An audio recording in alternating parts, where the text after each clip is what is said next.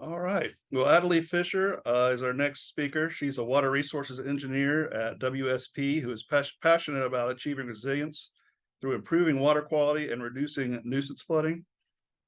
She received her honor Bachelor of Science from University of Toronto in 2020 and her Master's of Environmental Management from Duke University in 2023. Uh, Living in Silver Spring, Maryland, she now focuses her work on stream restoration and enjoys projects that help to eliminate future roadway flooding, minimize pollution entering the Chesapeake Bay, and improve habitat for a variety of species. And I will turn it over to her. Thank you for that intro, John. Let me just screen.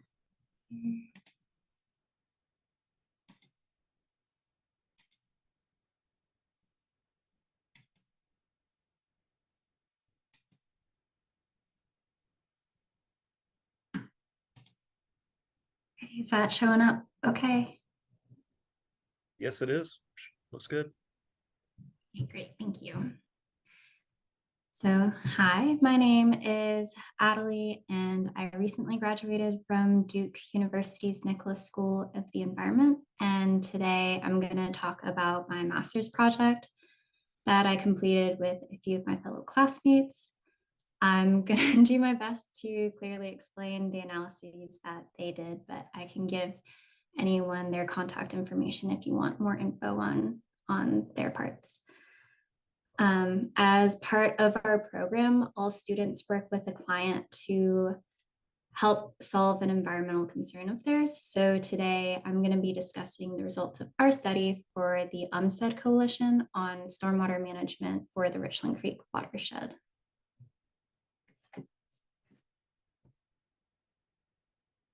Our client was the UMSED Coalition, who is a nonprofit organization who's focused on preserving the natural integrity of William B. Umstead State Park and the Richland Creek corridor.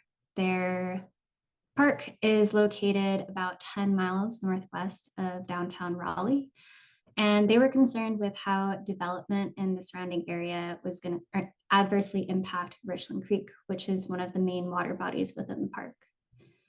They asked us to look at land use, water quality, and stormwater management within the watershed.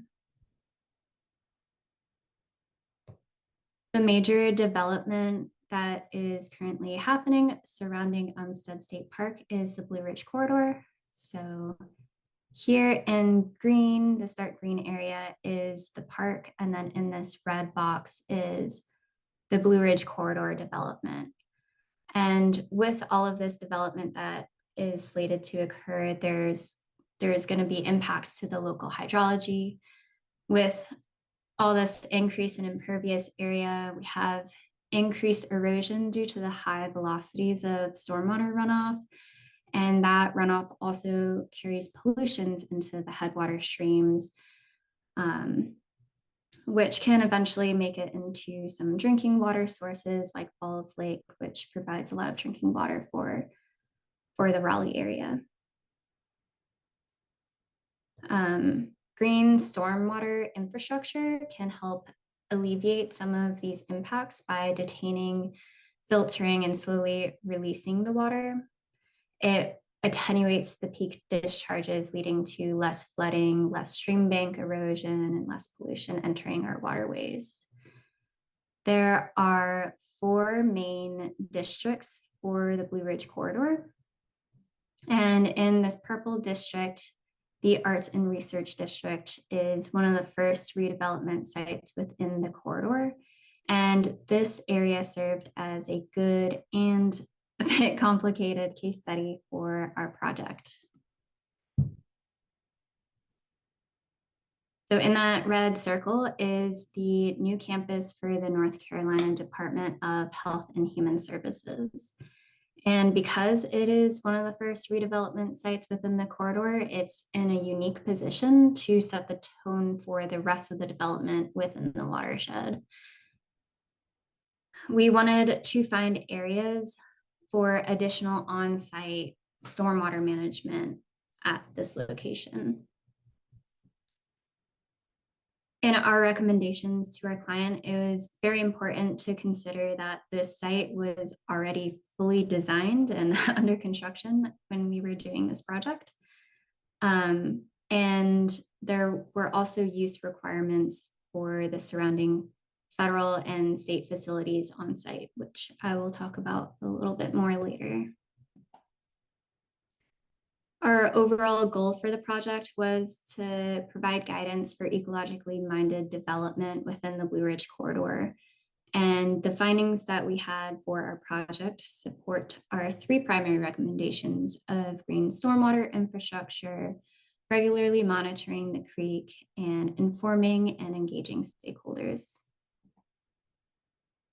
To provide a grand overview and outline of this project, we have land use and land cover and water quality and quantity that are very intimately connected to one another.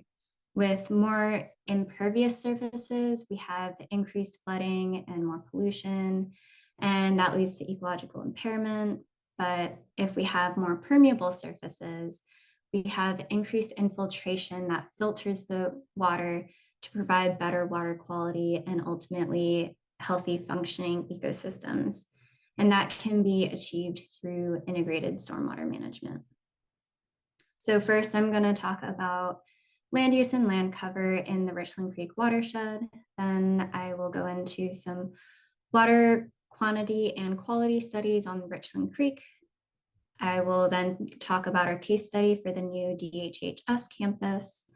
And then I will conclude with our recommendations for integrated stormwater management. First up, land use and land cover. So just to orient everyone as to where this project is, Umstead State Park is here in green, and on the northern side, we have the RDU airport, and on the southern side, we have our Richland Creek watershed. The creek itself runs for a length of about 5.25 miles. And the watershed itself is 6.8 square miles. Downstream of Richland Creek is Crabtree Creek. And some major landmarks within this watershed are the Carter Finley Stadium, PNC Arena, North Carolina Art Museum, and of course our DHHS site that we did our case study on. We first wanted to classify the land cover types within the watershed. So we did this by taking remotely sensed data from the Landsat satellites and assigning 3 of their bands to the red, blue, and green colors. So we assigned the near infrared band to red, the red band to green, and the green band to blue. And this produces a false color image that allows different features to pop out more than as you would see in a true color image. As you can see, the water here is like very black, but in the true color image, it's a very similar shade to the forested areas. So we then use a process in ArcGIS called supervised classification to assign each pixel to a category of land use based on its false color value. So we essentially told the program, look for any bright blue areas and assign it to the developed land use classification. If you see red areas, assign it to forest. If you see black, assign it to water. And if you see these like brownish areas, assign that to barren and pasture land. And then we wanted to know what is the amount of urban pressure that Richland Creek faces. So we compared the land use characteristics in the year 2000 versus 2022. And in this image, red represents the developed area, green represents forested area, yellow is agricultural, and blue is water. So comparing these two time periods, we see that there's a 9.2% increase in developed land at the expense of mostly agricultural and barren lands. We then wanted to compare these results to predictions of future urbanization. How does urban pressure change in the future? So we utilized the futures model in GRASS GIS, and this is a tool that was developed by NC State University, and it simulates the urban-rural development using non-stationary drivers of land use change. So we took land cover data from 1992, 2001, and 2011 and put it through this model that estimates the likelihood that the site will be developed using parameters such as distance to water bodies, protected areas, forests, cities, access to roads and highways, and things like that. It considers the demand for land use change based on population dynamics and development patterns. And it also considers the transitional process from converting from undeveloped land to developed area using a patch growing algorithm, or PGA. And the final product of this futures model is a raster data set that shows the predicted land cover types for the year 2040. And we can see that there is a 24% increase in development, which is 15% more than the current level of development. And that's mostly at the expense of forested land area. We see a 21% decrease in forested land, which is pretty significant and concerning.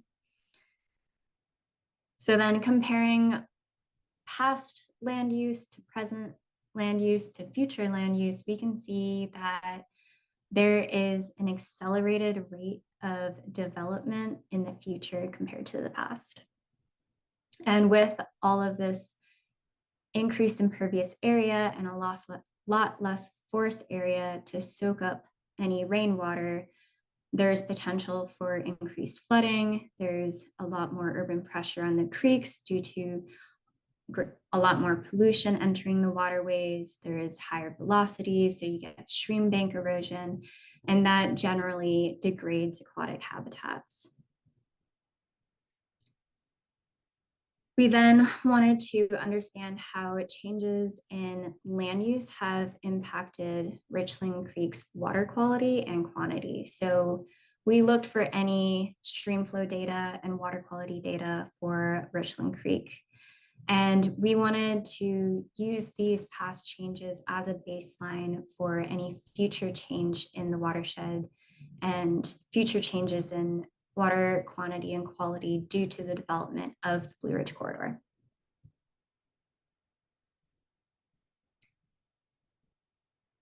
So we did not have the pleasure of having a stream flow gauge directly on Richland Creek, but there were two USGS gauges upstream and downstream of Richland Creek's confluence with Crabtree Creek. So we used the difference between these two gauges as a proxy to model the stream flow of Richland Creek in HEC HMS. We compared two time periods of stream flow, before and after 2012, using time series analysis. And time series analysis is very useful for analyzing environmental data because it is able to remove any seasonal variation in the data just to get the overall trend over time. It just reduces all of the noise in the data and allows you to see these trends more clearly. So we found that after 2012, there's a significant increase in the amount of stream flow within Richland Creek compared to the previous time period before 2012. And this can happen for a couple of reasons. There is generally a lot more precipitation occurring due to climate change. We have heavier rains, that kind of stuff, and that increases the stream flow. The other reason could be that There's not actually a difference in the amount of precipitation falling on the watershed, but there is an increase in the impervious area in the watershed. So all of the rainfall that's falling on the watershed, there's less infiltration and a greater fraction of that rainfall running directly into the streams from the impervious surfaces. So to tease this out a little bit more, we modeled precipitation for the same 2 time periods. And we found that there was not a significant increase in precipitation for this latter time period. And that told us that the increase in stream flow in Richland Creek in this later time period is due to factors other than precipitation, such as increased development in the watershed and increased impervious area, increased runoff, increased stream flow.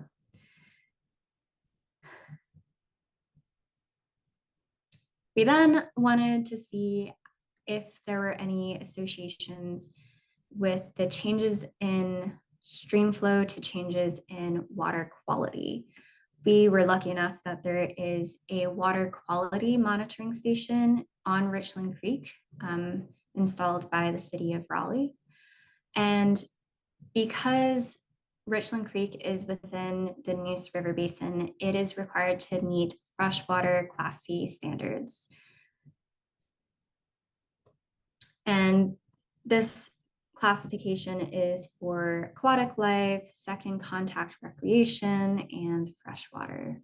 So we use the parameters that are available at this monitoring station to measure the water quality of Richland Creek. And some of these include temperature, pH, total hardness, dissolved oxygen, turbidity, total suspended solids, and a ton more parameters. So we generally saw that temperature, pH, and dissolved oxygen all fluctuated over time, but they generally didn't have an increasing or decreasing trend.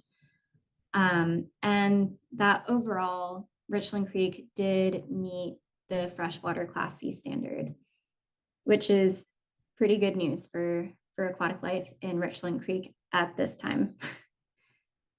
We found that stream flow and turbidity are related. If there's higher stream flow, we have more turbid water. And this makes sense because as runoff goes into our streams, it carries any sediment and debris from overland flow. And then once it gets into the creeks, we can have scouring of the stream banks and resuspension of the sediment from the channel beds with the higher flows. We also found a really interesting overall increase in total hardness of the water. And this was interesting. Total hardness is a measure of magnesium and calcium. And this was really interesting because concrete has a ton of calcium in it. So this is an indicator that there is increased weathering of concrete. And so we're seeing signatures of urbanization in the trend of increasing total hardness in Richland Creek.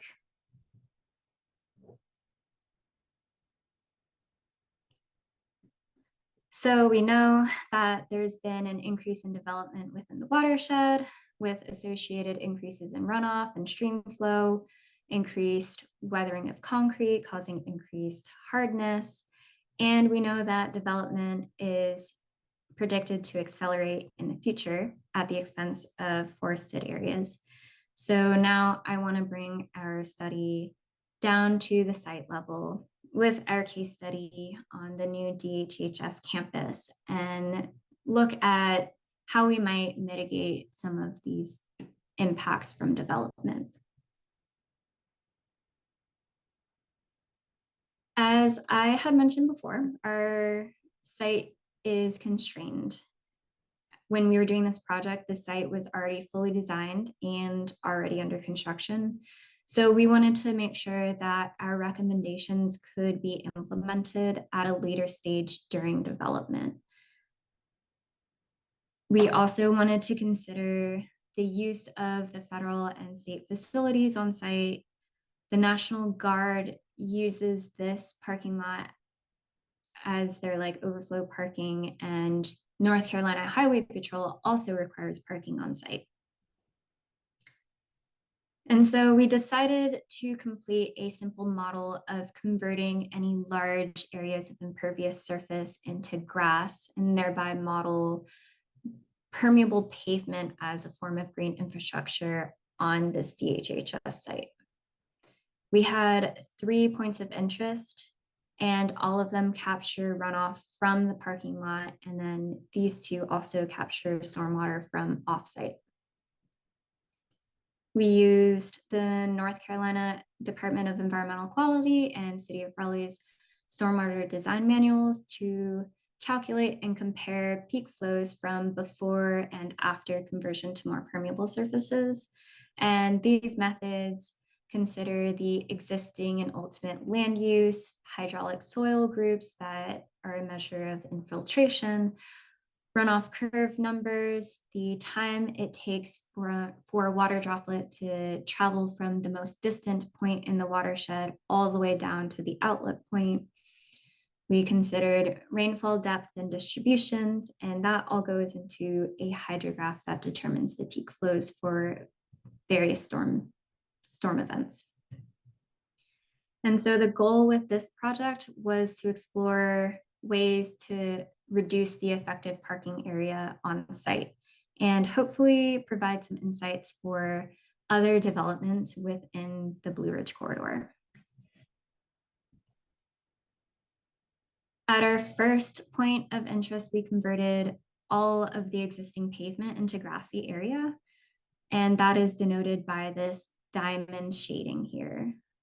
And this was associated with an 8% increase in infiltration.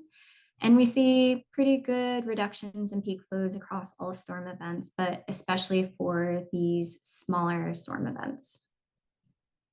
And that just indicates that this site is actually pretty well suited for permeable pavement, but we have a caveat that National Guard vehicles are very heavy and permeable pavement is likely not strong enough to hold up these heavy vehicles.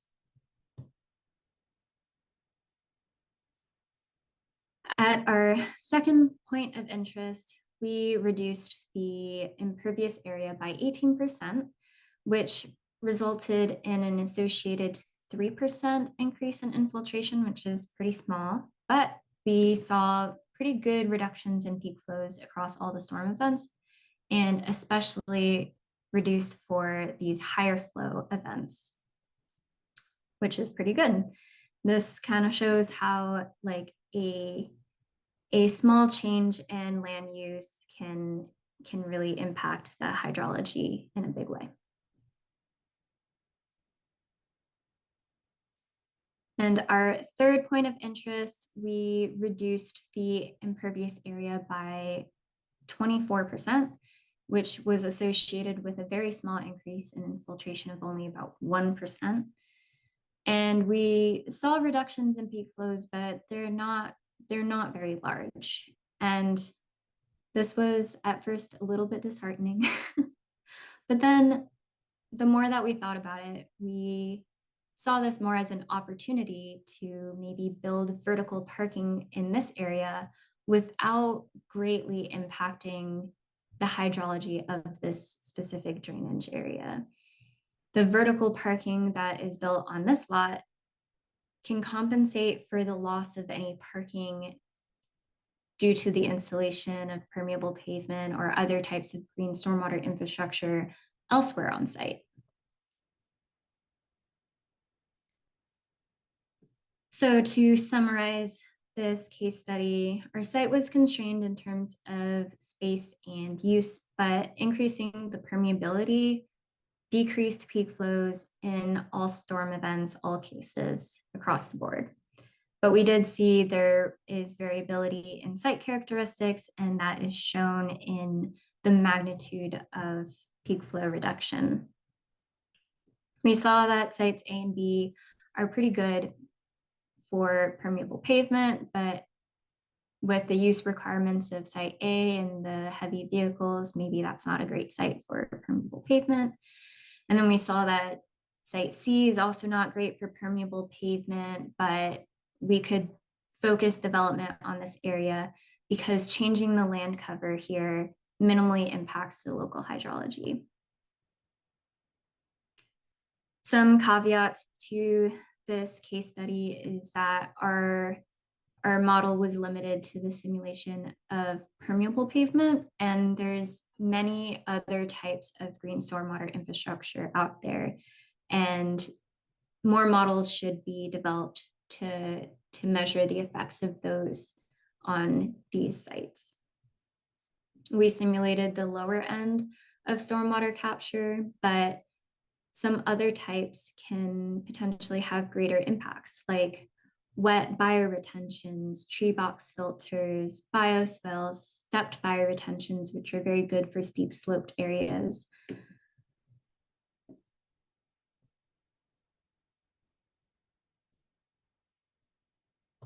And so we have now come to our integrated stormwater management. We had a lot of thought coming into this with past land use changes in water quality and quantity. And we wanted to provide some recommendations to our client as to how to mitigate impacts to the Richland Creek watershed with development occurring.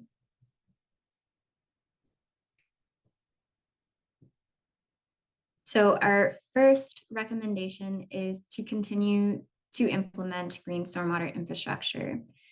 These can be very large gravel wetlands, or they can be very small swales, but in all green stormwater cases, it can improve stormwater management on site. It can improve the quality of water in the watershed by filtering and reducing runoff.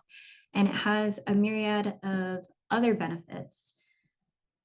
For example, it reduces urban heat island effect because there's less asphalt.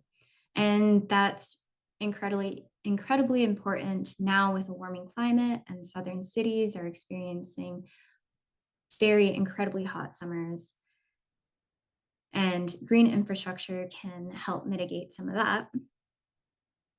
Green stormwater infrastructure also provides some recreational and educational opportunities. I've seen some wonderful green stormwater facilities that have signage educating the community about the importance of processing your stormwater and all of the benefits that come with it. It can also improve physical and mental well-being by providing some green space for residents. And it also provides corridors for wildlife.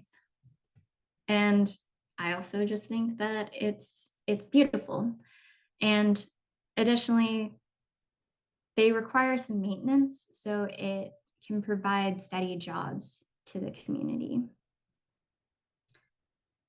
One of the concerns with green stormwater infrastructure is that it's very expensive, which is true. It has very large upfront costs, but they're pretty economical in the long run, in that as you're lowering the urban heat island effect, you're reducing heat stress on individuals and reducing the incidences of heat-related illnesses.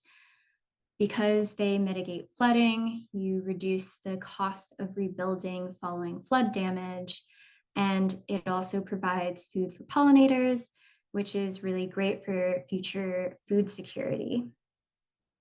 And as a last point on this, even though they have high upfront costs, the long-term maintenance cost is lower than traditional gray infrastructure. So that's also a great benefit.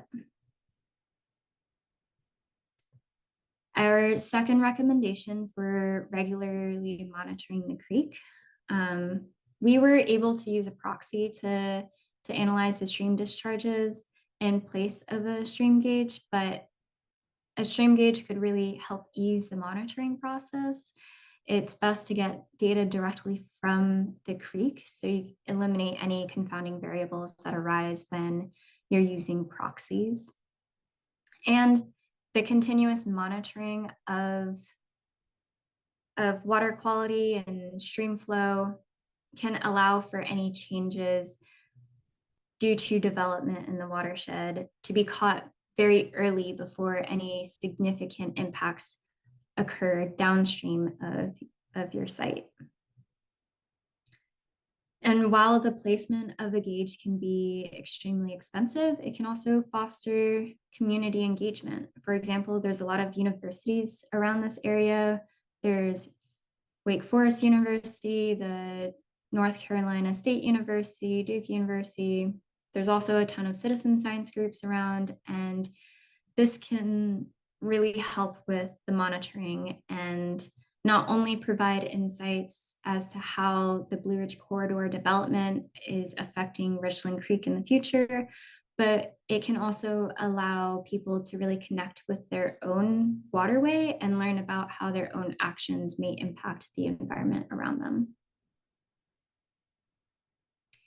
So our final recommendation is informing and engaging stakeholders, ensuring that stakeholders from all jurisdictions have the same information about the importance of green stormwater infrastructure and stream health is essential to honing the ecological development mindset. And so we've created a publicly available story map that conveys our methods, findings, and recommendations for this project, and it's available for anyone to engage with, anyone who cares about this project.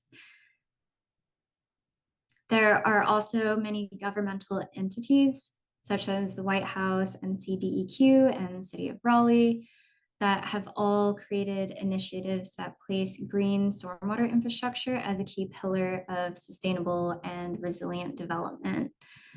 For example, NCDEQ's LASSI grant funds or local assistance for stormwater infrastructure investments. They have $82 million in competitive funding available for green stormwater infrastructure projects. As we heard earlier in another presentation, there's also the Raleigh Rainwater Rewards Program and other organizations that will help with the installation of green stormwater practices.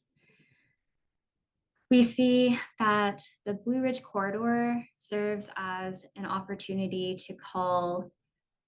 to answer the call for resilient futures and resilient building and resilient stormwater practices. And integrated stormwater management is really critical for the well-being of our local waterways, upholding the Clean Water Act, and ensuring healthy watersheds as a whole. And I would like to end with this photo of me and my wonderful team and advisor. This is a photo of us at the DHHS site.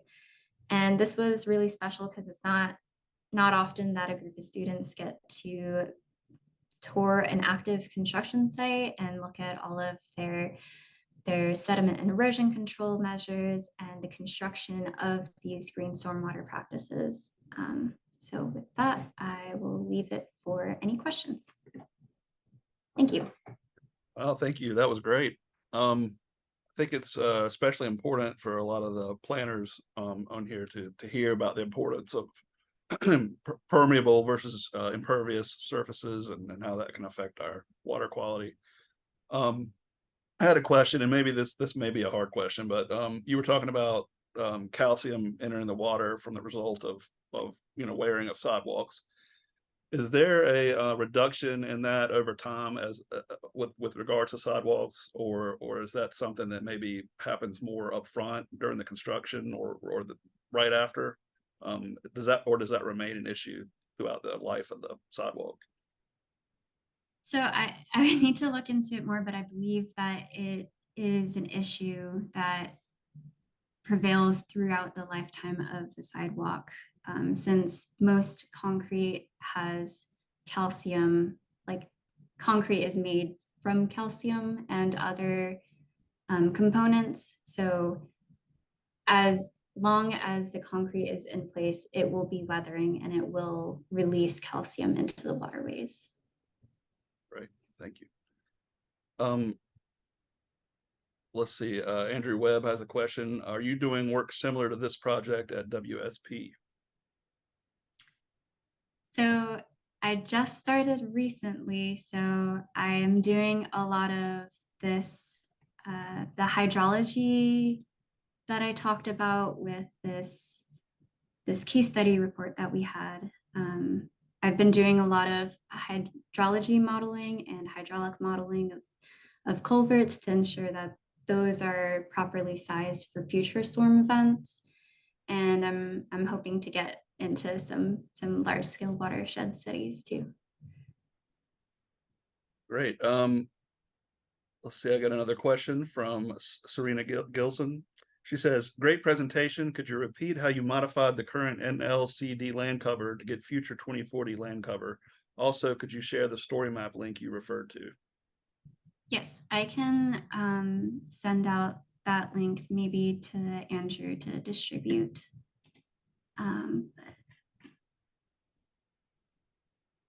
If you could share it with me, and when I send out the follow-up email with the survey, we can include it in that.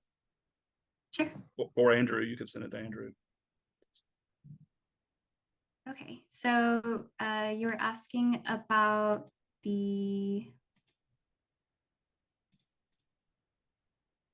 this futures model. So my colleague did this particular part of the study, so I can give that contact for her to talk in more detail about it. But this is a program that was developed by people at NC State University, and it compiles a bunch of like a lot of information, and you kind of like run a script on it, and it has these 3 submodels where the program will estimate the likelihood of development. Say, like if there is an area where there is protected forest land, that is not likely to be developed. But if there is another area where, let's say there's a lot of urban growth already happening, then it will likely be developed, and the surrounding land around that developed area will have a greater demand for change compared to like a protected forest area. And then this patch growing algorithm just models it incrementally. Say, like you wouldn't necessarily chop down a whole protected forest, but you would develop on barren land before like agricultural land that is already in use. And then you can get something like this that has a bunch of different land use and cover types, land use, land cover types, and can show you the different areas. Hopefully that answered your question.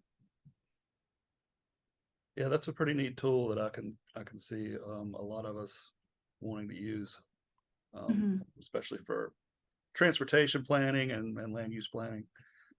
Keith McDade has a question. He says, "Thanks for the presentation. Nice job. What is the site like now? Has this research had any ripple effects on other development decisions nearby, or might it?" And I'll leave that question out there, and then I'll go through his other questions. Sure. I unfortunately haven't been able to see what's going on at the site right now, since now I'm up in Maryland and working on stream restoration projects up here. But I know that the Blue Ridge Corridor Alliance had a lot of interest, and they came to our master's project symposium, which was very special. And I'm sure they've been talking about this project and how they can implement it into other developments within their corridor. Okay. Does permeable pavement also release calcium into waterways? And I would assume at saturation point. I believe it could. It depends on the material that the pavement is made out of. I don't believe that a lot of it is made out of concrete. Did you find out late in the game about the requirement for the heavy vehicles to need this parking area and how permeable pavement might not work for that? Yes, I actually did find out pretty late in the game. We did like a practice run, and then someone casually mentioned like, oh, those vehicles are actually really, really heavy. And then we're like, oh, yeah. Mhm.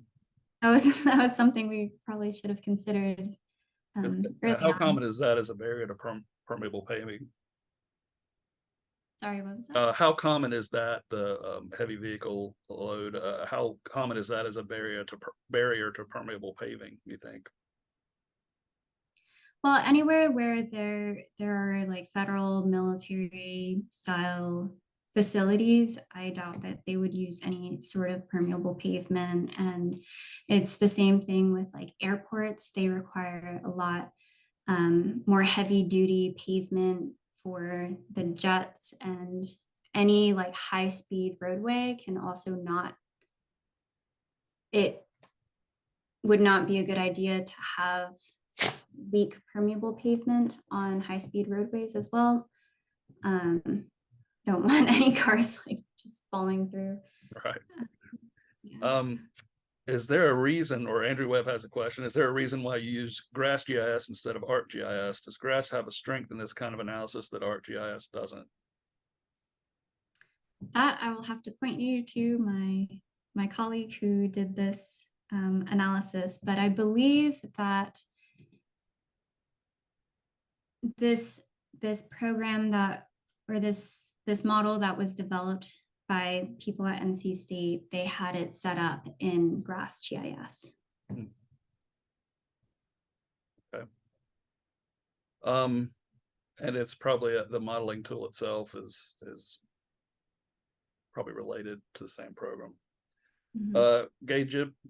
Jay Gibson in Durham County says, great tool and presentation, could also be quite useful in predictive floodplain modeling in this part of Raleigh or anywhere that desires to do so. So are there any other questions before we close out? All right. Well, if not, thank you very much for your presentation. That was great, and we enjoyed it. And Keith's clapping for you. Thank you. And thank you for joining us.